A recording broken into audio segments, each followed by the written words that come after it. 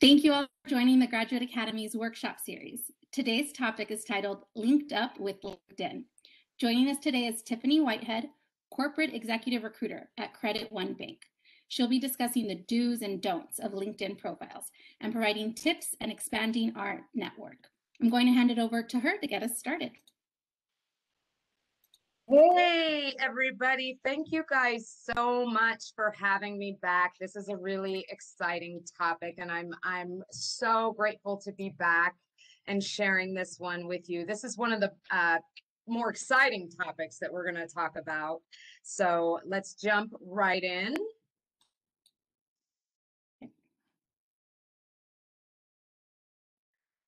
All right, so today we're going to talk about LinkedIn profiles.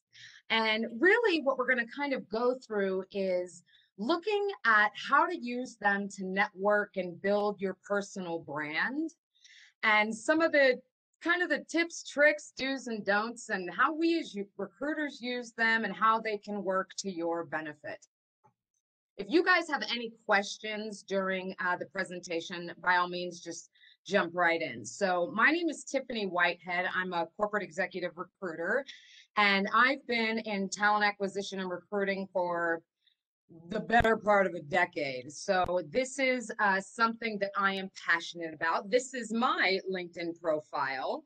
So you guys are welcome to link with me. I certainly hope that you do. And we may come back and reference this, but that is me. You can find that. And I certainly hope you guys link with me. So let's jump right in. So a couple of things that we're going to go over today is kind of walking through why you should create a profile, right? Understanding the true value that there is in having a LinkedIn profile, things you should do, things you shouldn't do, some of the best practices. I have created some additional resources for you because we won't be able to go through everything here. And then some networking etiquette. I think a lot of things that people find, it's a little nerve-wracking, right, to reach out to people that you don't know, even if it's virtually. So I'll walk you guys through some tips and tricks to help you get over that.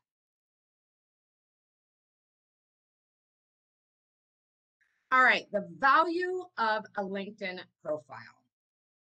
Does everybody here, and I know we kind of have to do this virtual show of hands, but does anybody here not have a LinkedIn profile? You can unmute and say yes if you do or not. Does everybody have one? I do. I don't. I do. Okay. So we have a couple of people who don't have them. Okay, so that's good. So let's talk about what is the value of you creating a LinkedIn profile, right?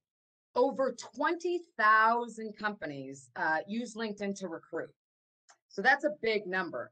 And 70% of the people who were hired at a company were hired because they had connections. This is probably the one statistic that when I was looking through this that really floored me. Now, I knew LinkedIn was a big network, right? 760 million users worldwide. And I'll give you guys another interesting statistic that you'll find in the link that I listed in bullet number 4, but that I didn't put in here, is that 80% of active recruiters use LinkedIn to find talent.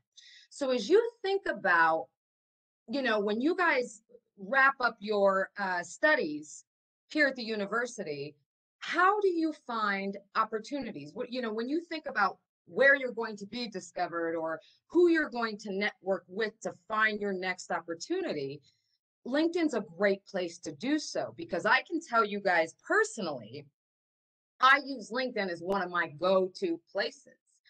And it is a wonderful, wonderful professional networking site.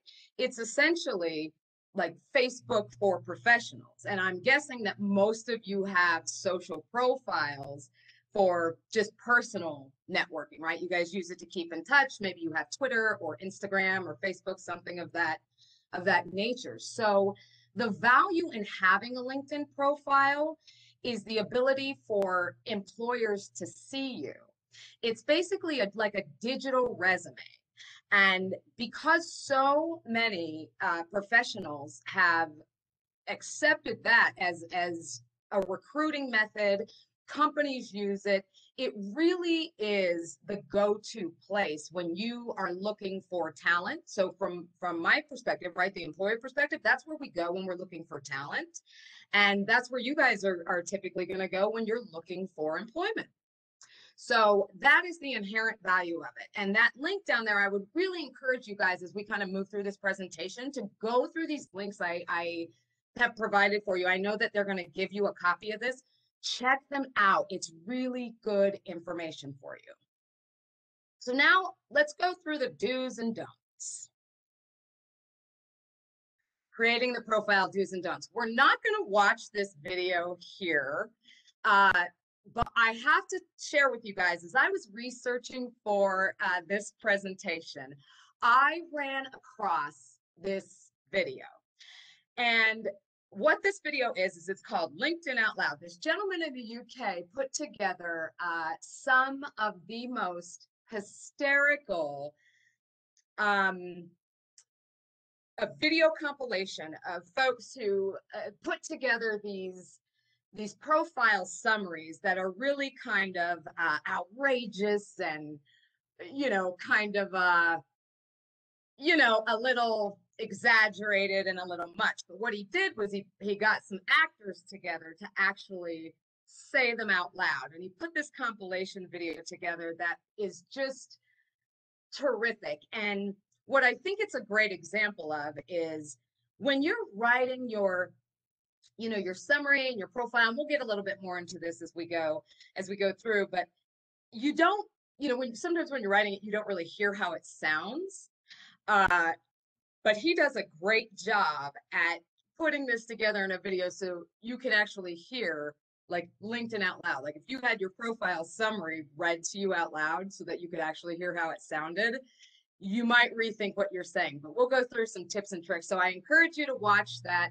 I'll give you a warning. There's one curse word at the very, very, very end of the video. So if you're sensitive to that, be forewarned, it is there. But I think you guys will enjoy that. He has many videos. It's a good one for you. All right, let's go over some of the profile best practices. I'm just going to take it. All right, let's go over the things that you should do. Every LinkedIn profile has options for you to add content to it. And when I say content, I mean like your profile picture.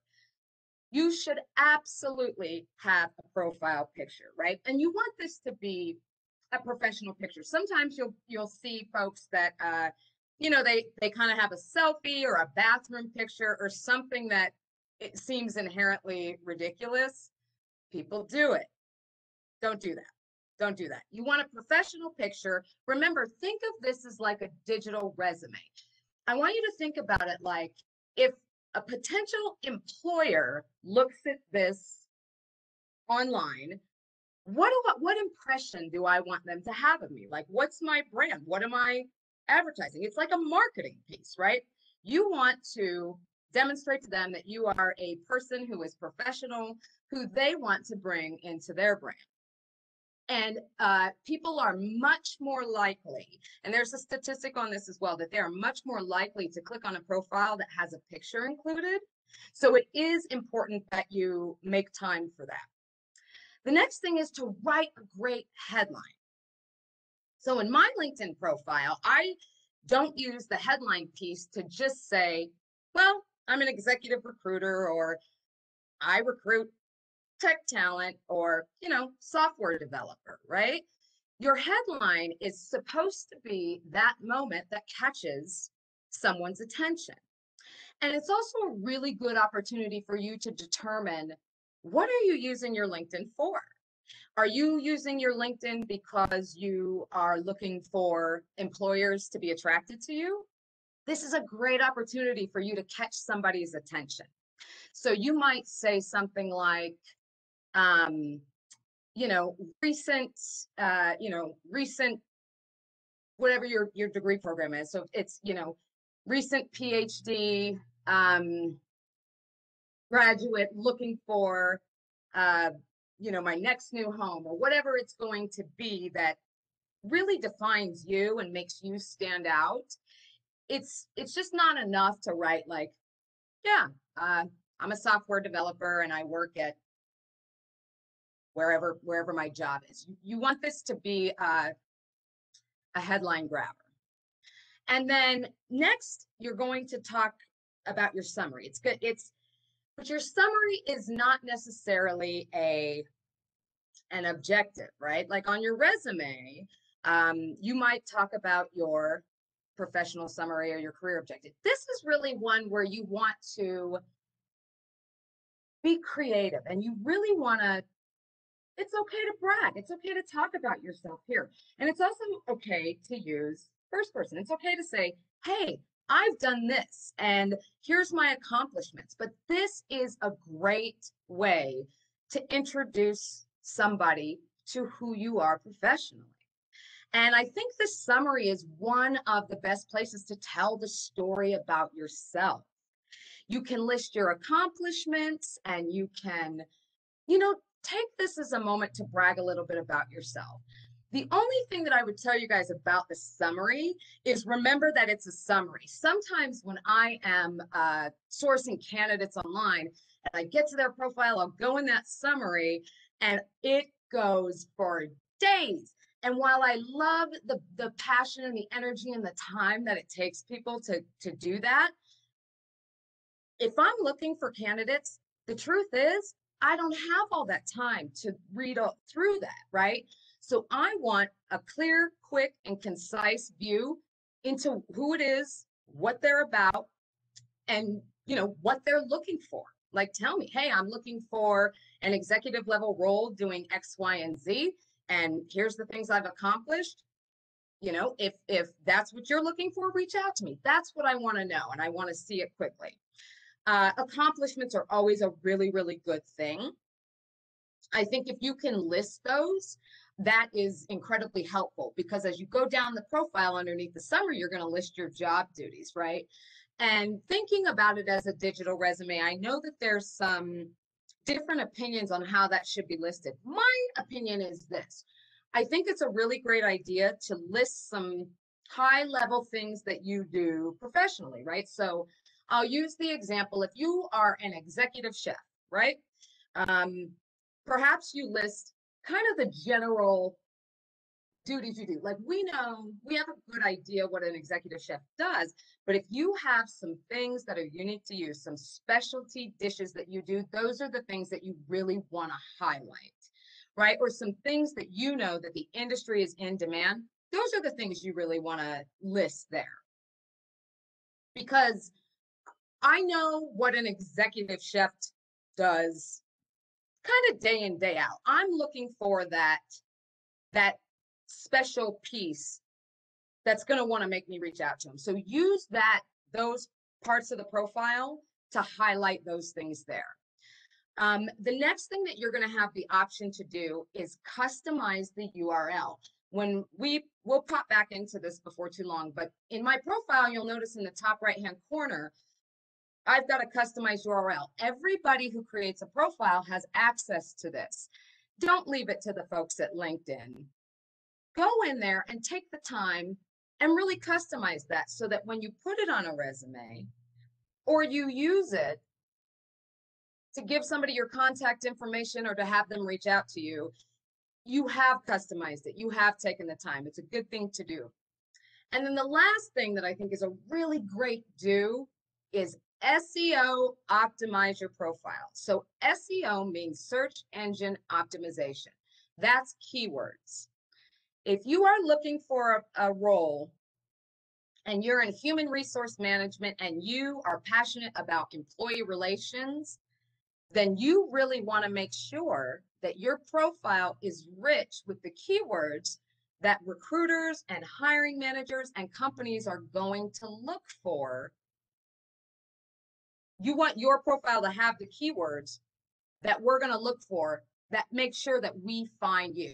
It's the exact same concept when you guys go on to Google or any other search engine to say, if you're going to look up a recipe and you're like, I need to know how to make a cake and it's got to have these specific ingredients. I need to know how to make a cake and it has to be a chocolate cake with vanilla frosting and cherries on top.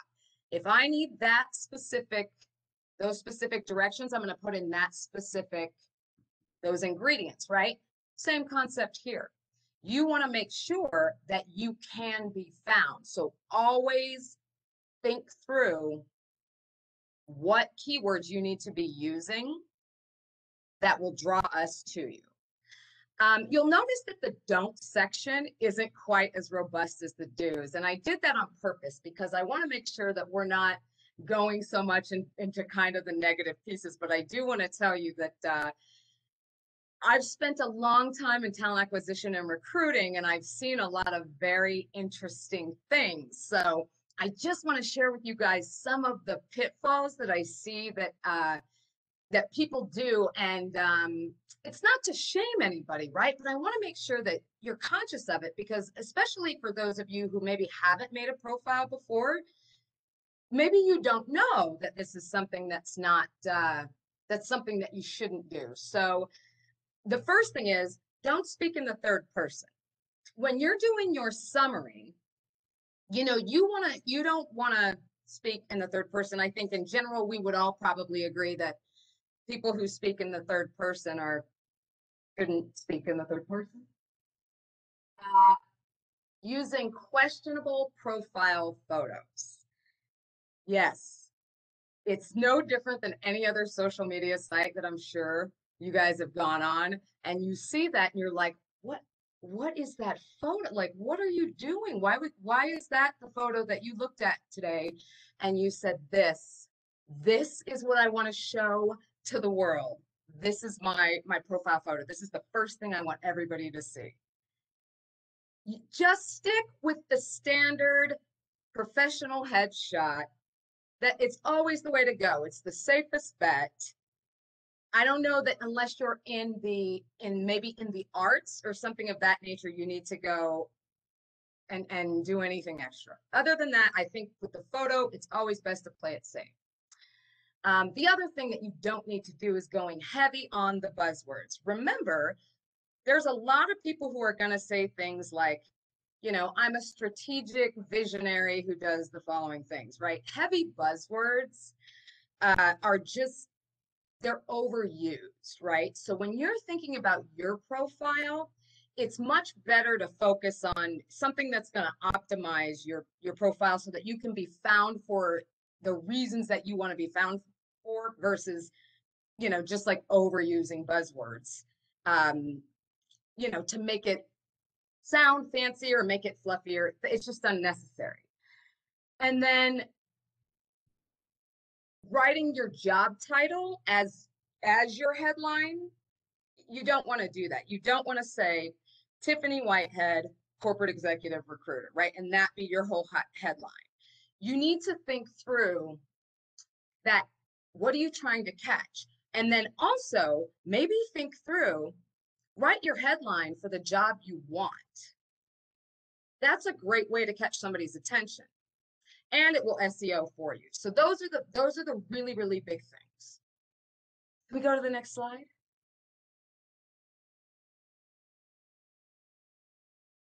Excuse me, good grief. My slides got a little jumbled here.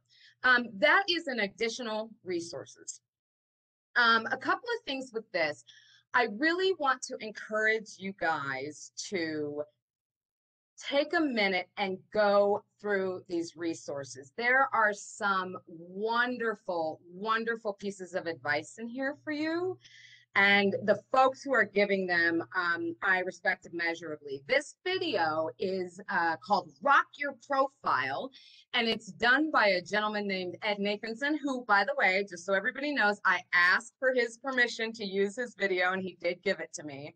And he is just fantastic, and he gives some of the best advice on how to really optimize your profile, how to make it look great, and how to make it attractive. And I think that that is very important. So when you are thinking about how to go and optimize your profile and what you're going to use it for, like maybe you're going to be an entrepreneur and you want to start your own business. One of the things I think is really important is to research multiple opinions, right?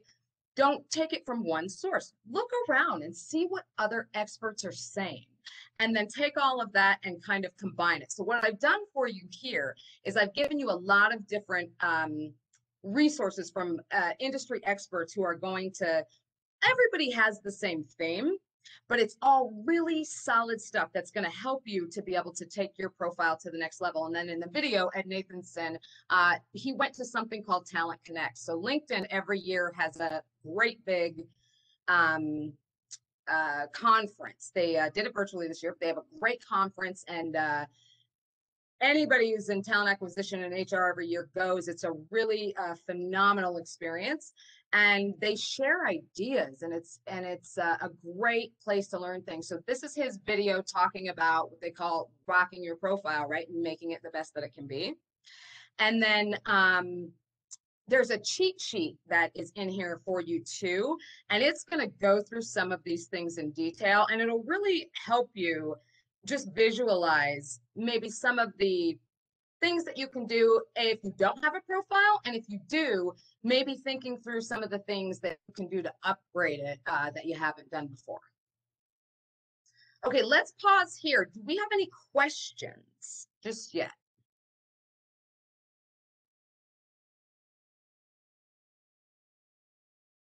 No questions?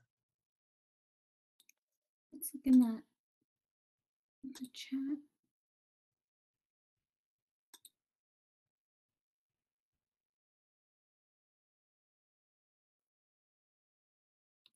Any thoughts about who to request a connect with? Yeah, we're gonna get there. Great question. Did that come from you, Jessica? No, it's in the chat box from one of our student participants. Yes, yes. Specifically, people who you do not know in your field of interest. Absolutely. And we've got a slide on that coming up, but I'm happy to address it now. Let's talk about how do you connect and who do you connect with. The first thing is it's going to depend on the reason that you're looking to connect with somebody, right? So if you're looking to connect for professional networking reasons, like, hey, I just want to connect with you to kind of exchange ideas, or think through things, or if I want to connect with you because I'm like job searching, you have to think through like the reason that you want to connect with this person, like what you're hoping to gain from it. But the most important thing is you have to remember that LinkedIn and networking should be a mutually beneficial situation, right? So you're looking to network with me or link with me because we have something beneficial to provide to one another. And I think that's the thing that gets missed so often, right? Is that people just kind of connect, and that's social media, like that's kind of just social media in general, right?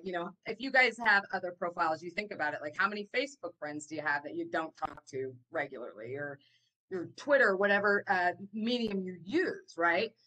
And what happens is, so if you're linking up with somebody, you might reach out to them and ask for something, but you don't really intend on providing any value, right? You're just saying, hey, I need this from you.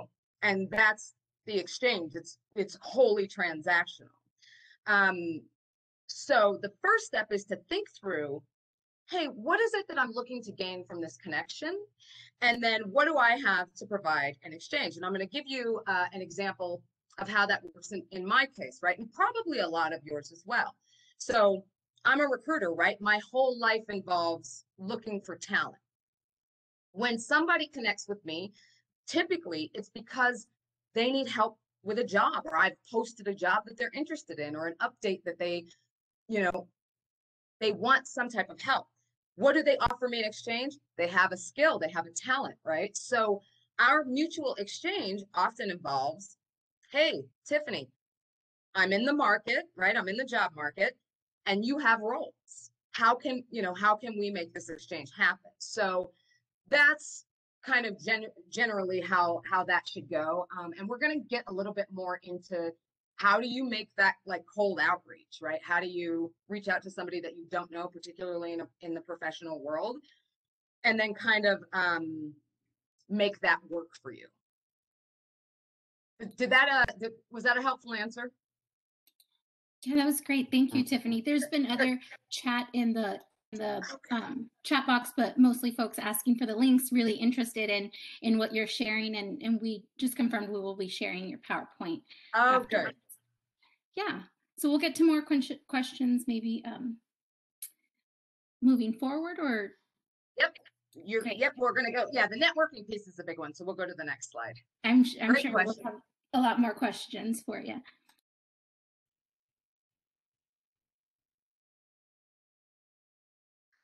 Hey, look at that. All right, so here's just some of the basics, right, about professional networking. And particularly when you're going to use LinkedIn, here's some of the things that I think are just super basic things that you can do that will make your networking experience so much better for you. And here's the first thing that I would recommend everybody does if you have not done this already. LinkedIn is full of professional networking groups. This will make making connections with people so much easier because right there you have common ground day one, right? So I can't even tell you guys how many different professional networking groups there are. Join them. Really join them.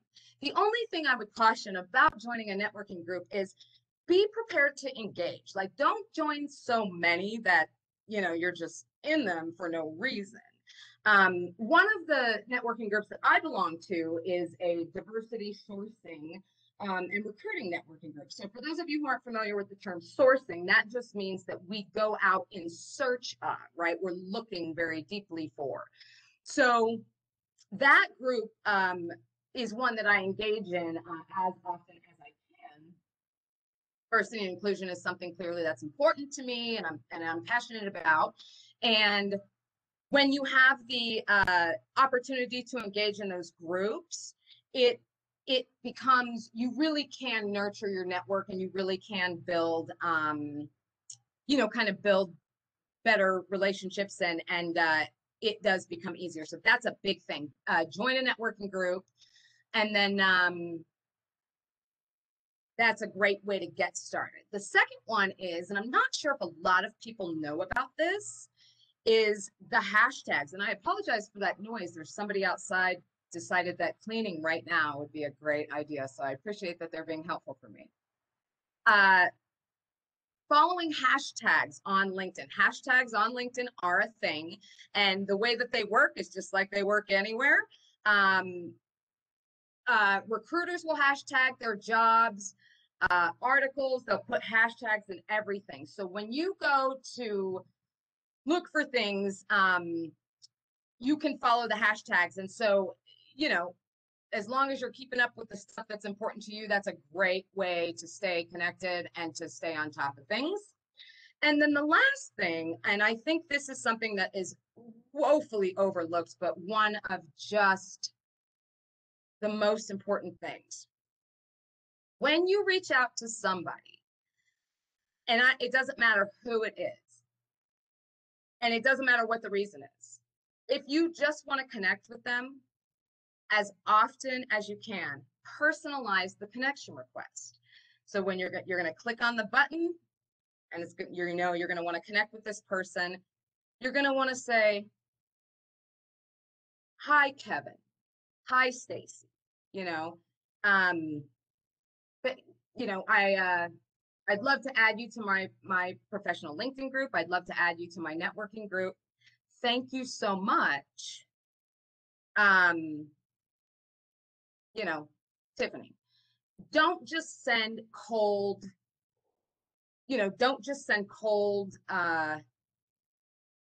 requests. I think that that is just one of the pieces that really gets overlooked, and people don't realize it, right? Because you're trying to build your network and you're trying to connect with people. But in connecting, so often we miss the important part, which is you're supposed to connect, right? You're supposed to nurture your networks and have like literal connections. You're not just supposed to have people sitting around that you don't talk to or deal with or ever reconnect with. So just be personable. Remember that. That is it's something that I feel like we've kind of lost in the digital world and in the digital age. And it's something that I encounter so frequently that, you know, I will look in my inbox and I'll see that somebody has sent me a message and it's just, hey, I'd like to join your network. And I'm thinking, well, cool. Are we, that's it? We're just, okay. So do that. Ready for the next slide? And then connection etiquette tips. So back to the question about like, hey, how do you do this? Like, what are some good rules of the road, right? Personalizing the connection request is always good. Just use good manners. Thank you, being polite.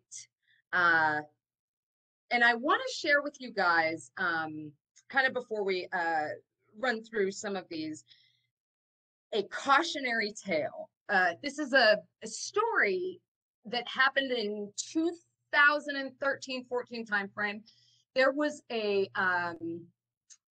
famous story about a communicator back in Ohio, and she ran a job bank, or a like a job blog, right? Evidently it did very well. It was kind of an exclusive niche thing, and she had a really tight knit network, and it did very well. What happened was a young lady reached out to her and wanted to connect with her network. She wanted to subscribe to her blog because this young lady was a recent college grad and wanted access to this network. Well, this woman who ran the network, and you know, she's in charge of this, wrote back to her this absolutely awful email. I mean, the email is just awful, right? It was really not kind to this young lady, and this young lady shared this woman's email out on, I believe it was like Facebook and Reddit and a couple of other social places. And I don't remember the specifics of it, you know, of what the young lady said about it. But as things do in the digital age, this went viral. And it was a huge story. And I remember reading it at the time, and I remember following it because it spoke to two really important things, right? One of the things was it spoke to, you know, is this what we do now? Like this kind of the public shaming as it ran around social media. But the other thing that it spoke to was just being kind, right? And just using good manners. And I understand how it seems like, well, that just seems like really basic advice. I promise you guys, it's arguably one of the most forgotten and overlooked pieces. This woman's career was completely ruined because she sent a nasty email to this young lady, whom, by the way, after that went viral, there was a couple of other people who actually came forward and had received equally ugly emails from this lady.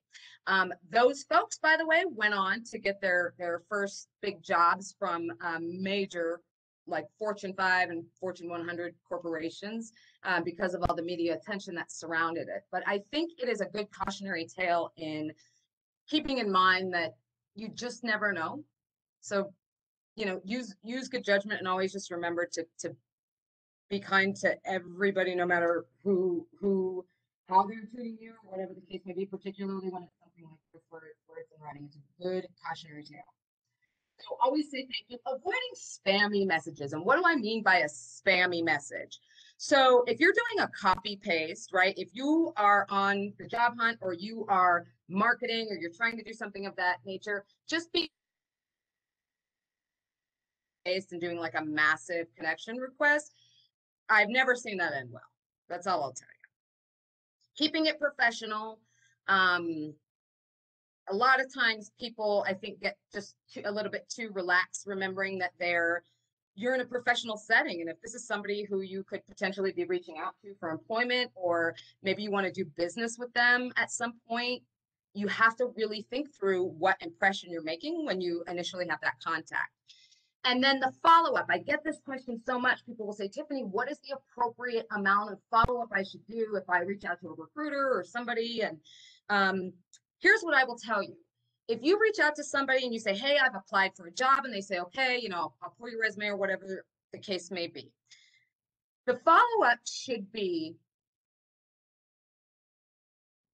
approximately, if you don't hear anything back, your first connection, right? If they respond to you, you can follow up approximately 1 week later, and then give it some time following that. And when I say some time, you make initial contact, you follow up 1 week later, give it approximately 2 weeks. What happens during the follow-up period a lot of times is people are more anxious, and what they don't do is take into account that the person that they're attempting to get an answer from or get a response from has things going on as well. And they end up creating a relationship or an atmosphere where it's not a pleasant networking experience. It's just this person emailing them saying, hey, have you heard anything? Why aren't they pulling my application? Why aren't they pulling my application? Like, why aren't you giving me business? Why can't I get to the decision maker? So be conscious of the frequency. It's okay to follow up. It is not okay to badger, right? The second thing that I'll caution about follow-up is oftentimes if your objective is to obtain employment when you are networking and doing it this way, if for any reason you happen to apply to a company and then your second tier strategy is to go through a recruiter on LinkedIn, sending what I affectionately term as hate mail to anybody in the company that your application didn't get pulled, your resume didn't get pulled, terrible idea. Yes, I'm telling you, because it has happened more than once. People do that all the time, and I always think that's crazy. I'm like, I'm not going to look at your email and go, oh my God, how could we have missed this incredibly articulate gentleman who's so nice to send me this email? Like, well, of course, we should have immediately pulled his app. So just keep that in mind as well. And then the most important thing is you won't always be the person who's reaching out, right? Someday you're going to be in the position where somebody is reaching out to you, where somebody is looking to you for your guidance, for your networking, for your mentorship. A lot of people want mentors on LinkedIn. They'll come to you for your mentorship. Pay it forward. Pay it forward. That is going to be a critically important thing. It's very important to give back. So just remember that. You might be the guy who's here today getting the advice. Someday you're going to be the person giving the advice. So just always remember to take a step back and do that. I think we only have like one more. And that's it. I'm ready for some questions. So thank you guys so much for allowing me to kind of download a ton of information on you so quickly. I anticipate and expect that everybody will connect with me on LinkedIn so that I can answer any follow-up questions, so that I can be a resource for you and help you in any way that I can. You guys, thank you so much for allowing me to be a very small part of your wonderful worlds as you make your way out there. And let's knock out some questions. I have a question. Is it okay? Okay. So Who am I speaking to first? Who's asking a question? Hi, my name is April Giles. Hi, April. Hi, Tiffany, or should we call you Miss Whitehead? Or Girl, call me Tiffany. Don't call me Miss Whitehead. Okay, Tiffany. So I am about a year out, maybe about 12 to 16 months out from graduating with my PhD. So what my plan, thank you. And so my plan is to get started early. I've never used LinkedIn, so I was really excited to take part in this workshop.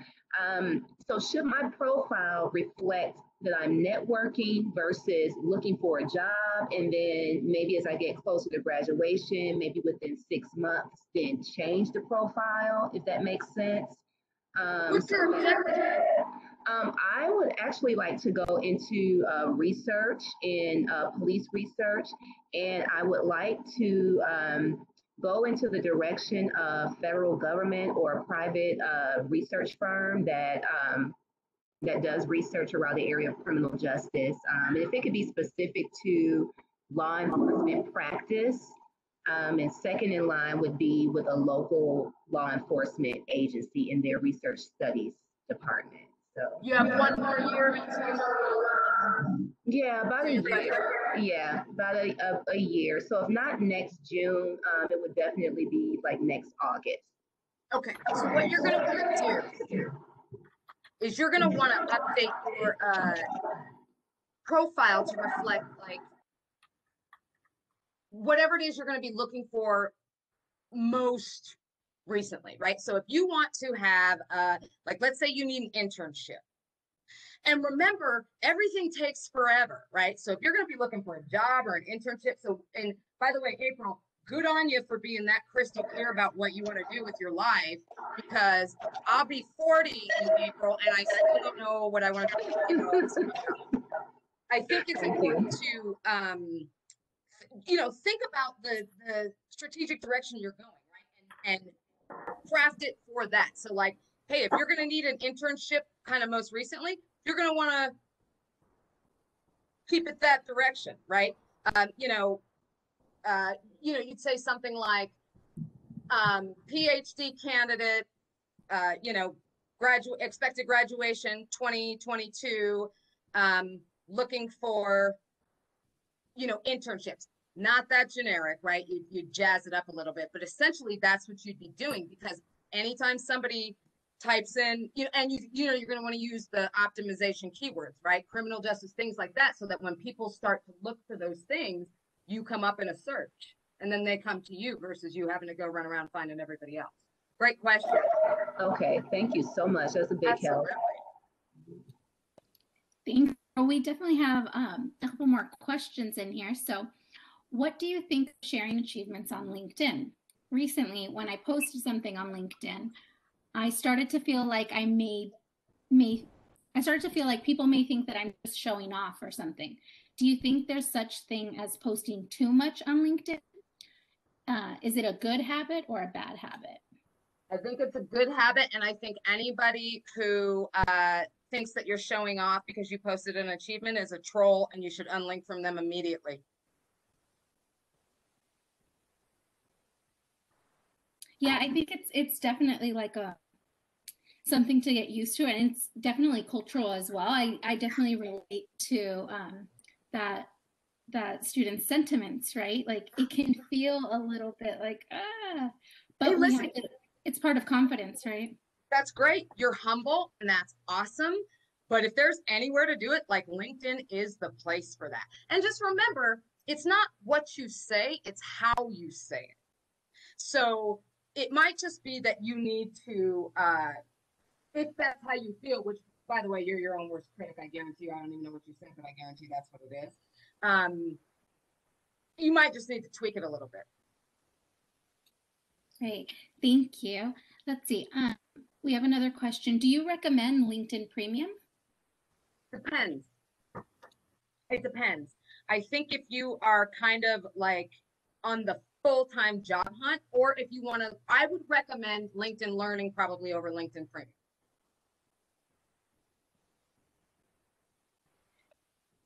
So another student said, you mentioned not reaching out, just using the standard, would you like to link in or link up? What does a good message look like then when reaching out or responding to potential employers on LinkedIn?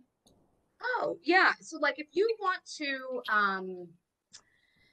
I say this, when you reach out to somebody, the kind of the standard message should sound something like this. Hi, Jessica. I hope you're staying safe in these, crazy times. My name is Tiffany. I noticed that you all had a lot of jobs posted there at UNLV. I've applied recently for your opening for, dean or president of UNLV. I hope you all will consider me if, something along those lines, right? But do you see how when I opened it up, I'm warm and it's not just like a, hey, I want to link with you. And then as soon as she accepts my connection, I'm like, I applied for the dean at UNLV, Jessica. Can you help me? Right. There's just like a warmness in exchange, right? You don't want to be so transactional. However you phrase it, just don't be transactional. Try to avoid that transaction. You wouldn't talk to me like that in real life. If we ran into each other at a job fair, you wouldn't walk up to me and go, I applied for a job. You help me? But you wouldn't do that. So Right. don't do it in email. That's a really great way of thinking about it, right? Like in real life, like we don't interact so robotically. That's right. And yeah, there is like social etiquette. So it should transfer virtually as well. Here's another thing to think about. Think about how I'm going to read what you're writing. So when I open up my email and I see that, I want you to think about how I'm going to read it. And that'll help you to adjust your adjust the tone of your message. So we have another question coming in. What would you recommend to put? Oh, I'm sorry, we have two. Well, what would you recommend to put in a headline? It's kind of a three-part thing, right? It's going to be typically like what you do, and then kind of two other pieces that are catchy. So I'll give you an example of what I did for mine. I think mine says it says. I'm gonna have to look at my slide, you guys. Can you read, Jessica? Can you see it? Can you read what it says? I forget what it says. Let me open it back up just 1 second. I can read it to you so it's not slower. Talent acquisition and executive recruiting is my passion, not just my profession. My mission is to help connect you with yours. Something like that. So that's a very true statement, right? I would do this job if I didn't get paid for it. That's how much what I do means to me. So I think it has to be like that. You need to how do you get concise about that? And I mean, and by the way, you guys, anybody who wants me to look at anything or needs help with this, I'm more than willing to take a look at your stuff and help you with it. Yeah, it definitely demands like some creativity, right? It feels like catch, like tagline, and it's memorable. All right, we have time for one more question, if that's okay, Tiffany. I'm good, you guys. I'm good. I'm not in a rush. Thank you. Would you please explain a bit more about following the hashtags? Oh, yeah. So it is the same concept as like Twitter. So they'll put like a hashtag will be like hiring. So if you go in and you can see, oftentimes when I post a job, I'll post hiring or, I apologize because it's a little tough because I don't have it up so I can see it to kind of walk you through how to do that and what it looks like. But the hashtags are designed so that they group these things together. So for example, you don't want to be looking for things that don't apply to you. So if you're only interested in, I'll use April's example, if you're only interested in looking at things for criminal justice, but only as they apply to research, the folks who are posting about that information typically now tend to hashtag it, right? So that it groups that stuff so that you're not, it's not flooding into a bunch of timelines or to a bunch of folks' profiles who don't want to see it.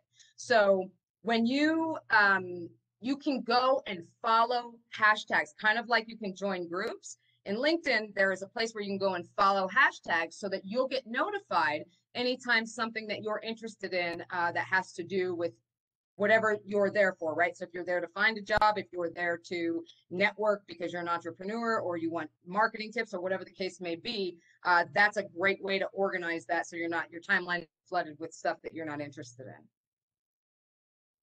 Yeah, yeah. Thank you. Yeah.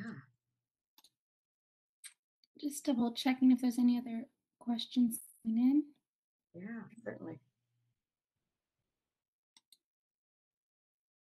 This has been really great, Tiffany. I think like it definitely, for those of us that are on LinkedIn, it serves as like a reminder to refine and update and reimagine our LinkedIn so it doesn't stay like dull and boring, right? Not that I'm saying all of ours are, right? But then for those of us, it's also been like that don't have a LinkedIn, it's also been a nice like introduction, and just the way that you introduced everything really is inspiring and exciting, right? It Good, makes and I'm so glad you guys reach out to me. I'm so happy to help you and take a look at things, because I don't know if you guys are anything like me, but I still am often like, oh, should I say this? Should I do this? So I'm always happy to take a look and help you out. It's I get it. I know what it's like. So I'm here. I'm here. You guys know where to find me. Thank you. So many thank yous from the chat box. This was, to quote a few, this was an amazing opportunity because I feel a bit clueless about LinkedIn. I've never used it. Now I'm really excited about it. Thank you very much. This has been so valuable. Great. Yes. Thank you. Thank you very much. So to sum up, one, I want to thank all of our participants. I did drop in the chat box, if you have a few minutes before you log off, I shared our workshop feedback survey. It would mean so much to us if you can fill that out and help us improve the workshops that we are providing for our Grad Rebel community. And to Tiffany, thank you so much for sharing your time, your expertise, welcome. Your enthusiasm with us today. And thank you again to all of our participants. I hope everyone has a great rest of your day. Thank you, guys.